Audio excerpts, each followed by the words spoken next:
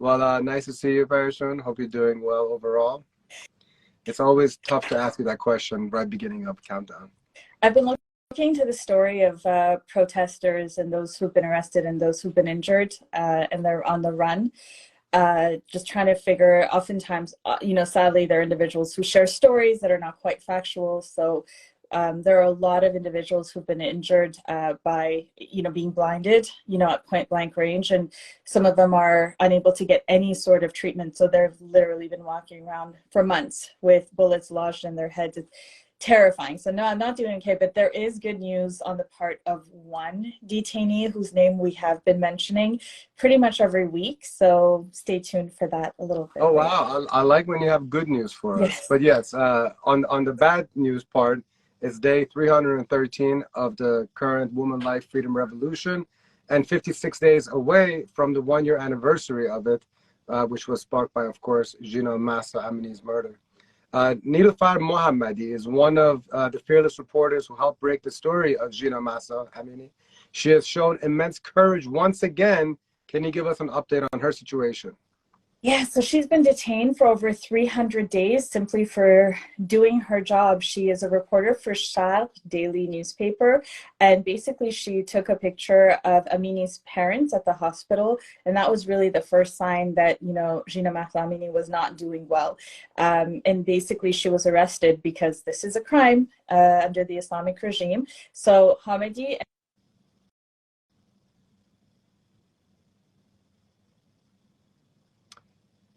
Your audio just got clipped for like 5 seconds. Am I back? You're back. Okay. It was just 3 seconds. Repeat 3 seconds ago. So basically, this reporter was arrested for putting up a picture, basically taking a picture and publishing a picture of Gina Mahsa Amini's parents hugging at the hospital, and this was the first sign that Gina Mahsa Amini was not doing well, and she passed away a few days later. So she was basically arrested for this. This was a crime. Herself and another reporter were arrested on the same day. They've been held for over 300 days. Their court proceedings started in late spring. They had one appearance, and this week was their second appearance. So on Monday, they're going to get a verdict this week. But what was really insane is that they're facing charges of, if I'm looking to the side, that's where my notes are, their charges are colluding with hostile powers for coverage of Amini's death, and they're accused of being CIA foreign agents. So the death penalty is one of the crimes, that basically one of the sentences that they face for this crime. The trial on Monday lasted less than 2 hours. Their lawyers were not permitted to defend her. I don't know what kind of trial that is. Her family was not allowed in the courtroom. And despite all of this, Imanjun, you know what she said? She had one opportunity to speak. And she said, "I'm proud of my work as a journalist." Despite everything she could face, this is what she said to the judge. Fearless. Fearless. I'm sure with you being a journalist, it speaks so much to you than us regulars. I practice saying that without crying. I don't understand. It's powerful, powerful. Trying to move on here, it's kind of hard to kind of transition out of that, but I appreciate your emotions about this topic. We also speak about Too Much Salehi, an Iranian rapper who's been detained by the regime, but there's also another rapper in the same predicament, Iranian Kurdish rapper Salman Yassin. Can you give us an update on his situation? Yeah, so a bit of background for those who are not familiar with him. He's a rapper, singer, songwriter out of Kermanshah. He was arrested 10 months ago for publishing music that criticizes the regime. So he was sentenced to death on October 29, 2022. Among other indictments, he was charged with Moharebe, which is waging war against God, which carries the death penalty. The verdict was actually overturned and suggested for re-examination, but basically he's been in limbo since. So he has no idea what's happening with his case. No one's giving an update, and he's just basically being held. There was an audio file that was released last week that was purported to be from him. In it, he asked for the public support, and he reiterated, quote, all these actions and lies were told to persecute, and he called the judge of the case unjust and the court handling of his case dishonest. The most recent information is that he's been transferred to a psychiatric facility, and to many that sounds really nice, but a psychiatric facility under the Islamic regime is not so nice. It's a place that they use to basically further psychologically torment detainees and get forced confessions out of them. So not good news. Was that audio released like secretly, like, or was it like how did he release that from inside the prison? Do you know? So it happens very frequently that there are messages that come out. So they're in Persian, they're called faile soti. So it's just audio files, and either somebody records them while they're having conversations on the phone, or they're just somehow smuggled out by the individual through a facilitator, and they probably But you don't think the regime was aware? No, it happens frequently that individuals who are in jail are able to smuggle audio out. It's not the first case where it happens. It's not unusual. Because that's one of the biggest names that I've heard audio bites coming out of in the recent months. I could be wrong, but okay. Well, praying for him, obviously. Now, the man, this is the weirdest story that was coming out, in my opinion. The man in charge of laying the hijab laws down on women has been fired after his sex tape with a young man went viral. I actually had to YouTube some videos when I saw this is going to be topic. Tell us more. Had you heard about this? No, but I was like, this is crazy. Yeah, so we're going to get into the story. The guy he was caught on film with, his identity is not unveiled, but his name is Jera Serati. He's married. He has 3 daughters, and apparently he's a staunch advocate of Islamic law, of hijab laws, very strict on them. He's a former director of Iran's Ministry of Culture and Islamic Guidance in Gilan province. The Islamic regime hasn't commented officially, but the culture minister says he has fired several ministry managers for their failure to adhere to seriously implementing the hijab law. So essentially, the minister is saying, yeah, somebody was fired, but they were fired because they were not implementing hijab laws correctly. But then the deputy speaker said, basically referring to those who published the video, he said that they had committed a larger crime than the individuals who are in the video, and he demanded that those who released the video be basically punished. So the Islamic regime officials also said that the case is sent to the judiciary for further investigation. They also said, and I'm serious, they said that it's not right to make a video public. Quote, such matters could only be made public after the alleged crime is proven and a judge order is acquired. Because this is like so enraging, because when it comes to their own, they're saying, no, there's a correct way to do it. But when it comes to every other Iranian, you are guilty until proven innocent, and then you're still guilty and you're still gonna die. So you're telling me that the regime is hypocritical? I don't know. I'm biased. The U.S. is waiving sanctions, which helps the Islamic regime. I feel like this is a common trend. How are they helping this happen now? So this is according to Iran International. Last month, the United States issued a sanction waiver, and this is going to allow Baghdad to pay Iran 2.7 billion of the 11 billion that they owe Iran. So why do they owe? Because basically they import electricity and natural gas from Iran, but they haven't paid them because, as we know, Iraq and the US have a relationship.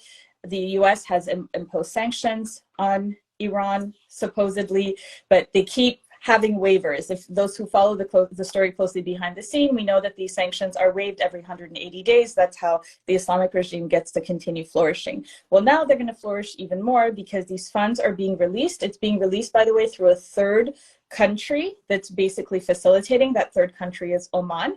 The United States, by the way, says, quote, the money can only be used for non-sanctionable activities such as humanitarian assistance, and that all these transactions need to be approved by the US State's Treasury Department in advance. So basically they're saying this money can be released, but it can only be used for humanitarian goods. But we all know that the Islamic regime doesn't abide by the laws. This is going to basically line the pockets of the IRGC further, and probably we're able to see in a few months is going to be the morality police up in full force, even more than they are now. The IRGC being even more patrolling the streets. Just things are not good, essentially. And the more money that is funneled to the Islamic regime, the worse it's going to be for our people. Instead of listing the IRGC on the international list of terrorists, Germany is helping out IRGC officials who have proven connections to crimes against humanity. Who are they supporting? Hossein Ali Nayeri, does that name ring a bell? It shouldn't, but I'm just asking for fun.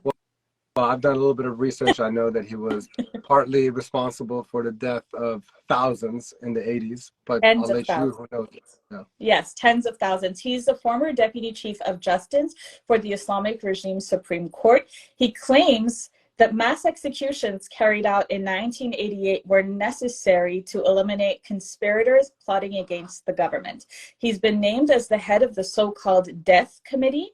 He is one of 4 people assigned to the Death Committee directly by Ayatollah Khomeini. So he's like one of 4 who Khomeini thought these guys are going to be great to get people in order and basically make sure that he's silencing any sort of protest. So now that we've gotten to know him better, it's pretty close to, impossible to understand why Germany is allowing him in for medical treatment. Germany being part of a G7, G20 nation, part of, a westernized country that believes in democracy and human rights. Usually these countries would arrest terrorists when they arrive, basically find reasons to try them. This is not happening. He's not only been welcomed, he's in Hanover. He is basically getting care at a private neurosurgical clinic. And the most interesting part is that the person treating him, his name is Majid Sami. He's a prominent Iranian-German neurosurgeon. And he is very well documented as being somebody who has treated Rafsanjani and Khamenei himself. So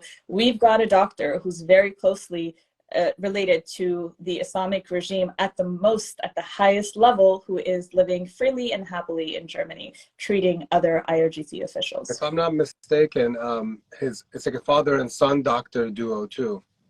I don't know about his son. I saw some pictures of both of them, so I feel like they're both kind of in it. Okay, before we get to the update about protesters and detainees, there's an article published by The Guardian that interviewed women in Iran specifically about the revolution. Tell us more about that. Yeah. So I highly encourage anyone who's interested in this. It's, if you're wondering, Imanjan, I saw the video that you posted about being 30 weeks in and how discouraging it is, but I read this article. It's an editorial written by a reporter who was so-called in Iran interviewing people on the street. And some of the interview really caught my eye, and I thought to share it with our viewers. It's a bit lengthy, but I'm going to read a part of it. There's talking to a woman about their fear about the morality police and basically how they go out and how they are so fearless in the wake of so much terror, about so much danger, and they're still going out without a hijab. And some of them, we've seen the videos, like really up in the faces of Islamic regime officials, morality police, whether there's a woman in a chador or a man with a baton, and basically saying, I'm not backing down. So this is a resident from Tehran saying that morality police have been noting down the car registration number plates and also asking for identity from women who don't wear hijab. So even if they're not violently beating you, they're going to stop you and they're going to ask you for your identity. She's saying that they've been clicking pictures of her and her friends, but they are still going to continue to step out without a hijab. She says, and I'm quoting, "I got into an argument with one of them recently outside court. The agents harshly ask women to wear a hijab, and when we refuse, they take our pictures and videos and ID cards. Then we are summoned to court. I'm still going out with a hijab despite the announcement because there are too many of us who have now decided to defy the law and fight. If we fear, they will behave worse and torture more people. As an Iranian woman, I say there's no option but to fight. We are not afraid of the morality police." So for anyone who's wondering how we're doing and they're wondering why the streets are silent, they're not. Every single day there are Iranian women and Iranian men standing by their side who are fighting this fight. So the revolution continues. For sure. Now let's go ahead and give some updates about protesters and detainees. The good news in here. Yes, Mohammad Gobadu, he's a 23-year-old who was arrested. He was charged with corruption on earth back in October after a court found him guilty of attacking police officers and killing one of them after a car ramming incident. Well, now the Supreme Court has quashed his death sentence, which is really wonderful, but his case was deferred to a new jurisdiction to deal with. And basically, it's a jurisdiction that deals with mental health. So hopefully they won't send him to a psychiatric facility. Hopefully there will be some kind of relief and he will be released, but at least the death sentence is off the table so far for Mohammad Qobad. That's incredible. Yeah, that's good news. We always mention, by the way, Hushida Azari, who's a family member of a friend of ours and a dear member of the United family. He is a Baha'i who was arrested for absolutely no reason other than being Baha'i. He's under house arrest. He's had his passport revoked. He's not allowed to work. He's not allowed to leave his house. Basically, he's just allowed to breathe and live in existence in his building. So if we could, use the hashtag free Hushida and hopefully just get his sentence fully reduced and he can go free. And what are the action items this week, the hashtags that we're following and should be using? Yeah, so free Hushida, definitely. We always talk about IRGC being terrorists, so hashtag IRGC terrorist, hashtag Salman Yassin, hashtag save Sharmad. Jamshid Sharmad is the American-German engineer who was basically abducted and brought to Iran to face a sham trial and convicted of murder. And he stands basically facing the death penalty, and hopefully we can continue sharing his story to save his life. And obviously the mainstays are hashtag Mahsa Amini, hashtag Iran Revolution. And now one of my favorite parts of your segment, a final message. Is it?